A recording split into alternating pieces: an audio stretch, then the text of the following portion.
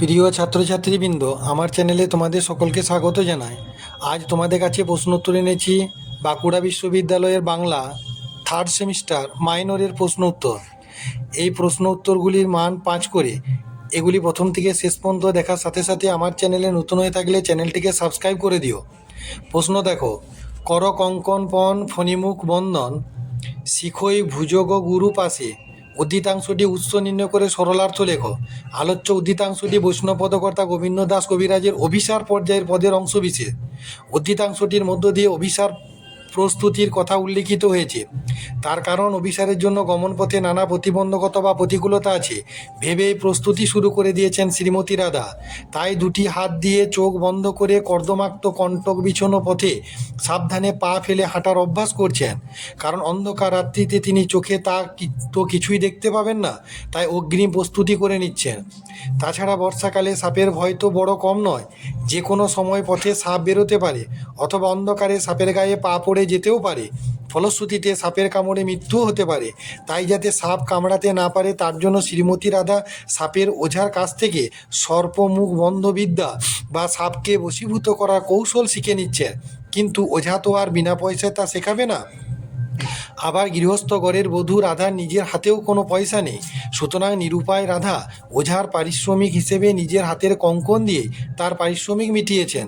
রাধার এই সমস্ত কাজকর্ম দেখে প্রতিবেশী স্বজন গুরুজন সবাই অবাক হয়েছেন। সে কথাই পদকর্তা গোবিন্দ দাস উদ্ধৃতাংশটির মধ্য দিয়ে বলতে চেয়েছেন।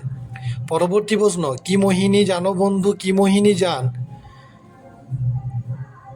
কি মোহিনী জান বন্ধু, কি মোহিনী জান আলোচ্য পদটি কার লেখা, কোন পর্যায়ের পদ? পদটির ভাব সৌন্দর্য কাব্য সৌন্দর্য আলোচনা করো। আলোচ্য পদটি চণ্ডীদাস রচিত আক্ষেপানুরাগ পদ। পদটির কাব্য সৌন্দর্য, প্রেম পাগলিনী শ্রীমতী রাধিকার চরম অবস্থার কথা এখানে বর্ণিত হয়েছে।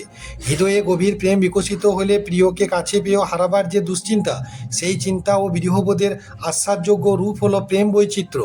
প্রেমের উৎকর্ষতায় প্রেম বৈচিত্র্যের মূল কথা। প্রেম বৈচিত্র্যের একটি বিশেষ লক্ষণ হলো সব কিছুর জন্য আক্ষেপ।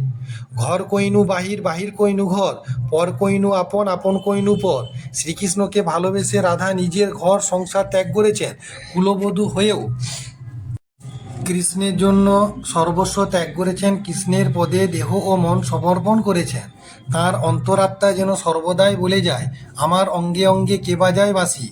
কুঁড়ি অবস্থায় থেকে ফুটে ওঠা ফুলের যৌবন সুগন্ধে আজ সে দিশেহারা। ঘরকে বাহির, বাহিরকে ঘর করতে গিয়ে রাধার এমন অবস্থা। জড়ায় আছে রাধা, ছড়াইয়ে যেতে চায়, ছাড়াতে ছাড়াতে গেলে ব্যত্যা বাজে। আবার অতৃপ্ত চাওয়া পাওয়ার দহন জ্বালায় ক্ষতবিক্ষত হয়ে বলেন, বুঝিতে নারিনু বন্ধু তোমার প্রীতি। কৃষ্ণপ্রেমের জন্য মরতেও তিনি প্রস্তুত। রাধার এই প্রেম পূজা সুচিতায় বিরাজিত। ভিক্ষুক মনকে কৃষ্ণের পায়ে সমর্পণ করে শুধু তার সান্নিধ্য কামনায় আকুল সে। অক্ষর বৃত্তের পয়ার ছন্দের পদটি এক উজ্জ্বলতমভাবে ফুটে উঠেছে।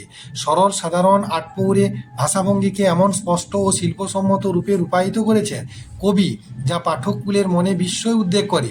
একমাত্র চণ্ডীদাসের পক্ষে প্রেমের মধ্যে এমন বৈচিত্র্য সাধন করা সম্ভব। পরবর্তী প্রশ্ন, মাধব বহুত মিনতি করি তৈ পদকর্তাকে কোন পর্যায়ের পদ? পদটি সরলার্থ লেখো। পদকর্তা এখানে বিদ্যাপতি। আলোচ্য পদটি প্রার্থনা পর্যায়ের পদ। বৈষ্ণব শাস্ত্রে প্রার্থনা বলে কিছু নেই, তবে এটিকে স্বাস্থ্যসম্মত শান্তরামের পদ বলে অভিহিত করা হয়ে চলে। এই পদটি বিদ্যাপতি তার ভোগ উত্তীর্ণ জীবনের কথা বলেছেন। তিনি এখানে প্রার্থনা করেন, মাধব তোমাকে অনেক মিনতি করে বলছি, তিল তুলসী দিয়ে এই দেহ তোমাকে সমর্পণ করলাম। আমার প্রতি তোমার দয়াকে কখনো ছেড়ো না। আমার দোষ গুণ গণনা করতে গিয়ে গুণের লেশমাত্রও পাবে না। যখন তুমি বিচার করবে, জগতে বলা হয় যে তুমি জগন্নাথ এবং আমি তুচ্ছ হলেও জগতের বহির্ভূত নয়। এখন আমি মানুষ, পশু কিংবা পাখি অথবা কীটপতঙ্গ যেভাবেই জন্মগ্রহণ করি না কেন, কর্ম বিপাকে যদি বারবার পৃথিবীর বুকে জন্মগ্রহণ করতে হয়, তবু যেন তোমার প্রসঙ্গে আমার মতি থাকে। অতিশয় কাতর বিদ্যাপতি বলেন, এই ভব সিন্ধু উত্তীর্ণ হবার জন্য তোমার পদপল্লব আহ্বান করি, দীনবন্ধু তুমি অন্তত এক তিল দয়া দেখিও। পদটিতে কবি যেভাবে মাধবের নিকট আত্মসমর্পণ করে মুক্তিলাভের বাসনা জ্ঞাপন করেছেন, তা গৌড়ীয় সমাজে শিক্ষিত রাগানুরাগ ভক্তির অনুসারী নয়, বৈধি ভক্তির অনুমতি বটে। এটি রাধাকৃষ্ণ লীলা বিষয়কও নয়, এটি একান্তভাবে বিদ্যাপতির ব্যক্তিগত প্রার্থনা মাত্র।